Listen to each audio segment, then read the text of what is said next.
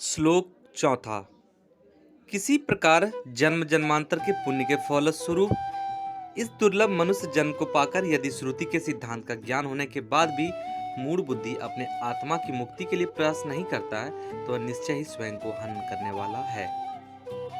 आत्मा का अपमान करने वाला है। वह असत में आस्था रखने के कारण स्वयं को स्वयं ही नष्ट करता है। यानी कि चौथा श्लोक कहता है कि एक तो मानव देह मुफ्त में नहीं मिला है, आपने जन्म जन्मांतर के पुण्यों से इसे कमाया है, और एक बार जब आपने इस मानव देह को पा लिया है तो फिर यदि आप अपने स्वयं के मुक्ति के लिए प्रयास नहीं करते हैं तो वह मनुष्य निश्चय ही स्वयं का हनन करने वाला है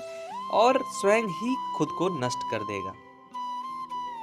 पांचवें श्लोक में फिर दुर्लभ मनुष्य देह की प्रशंसा करते हुए कहते हैं कि दुर्लभ मनुष्य देह और उसमें भी पुरुषत्व को पाकर जो स्वार्थ साधना में प्रमाद करता है उससे अधिक मूर्ख भला और कौन होगा।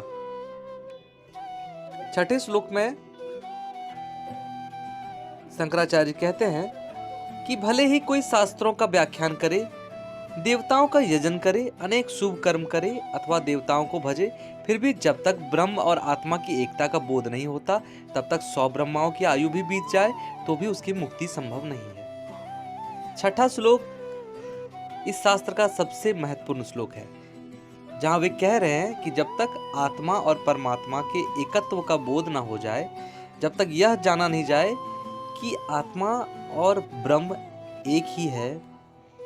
द्वैत से ऊपर उठकर अद्वैत का अनुभव नहीं कर लिया जाए, तब तक 100 ब्रह्माओं की आयु भी बीत जाती है तो मुक्ति संभव नहीं है। धन्यवाद।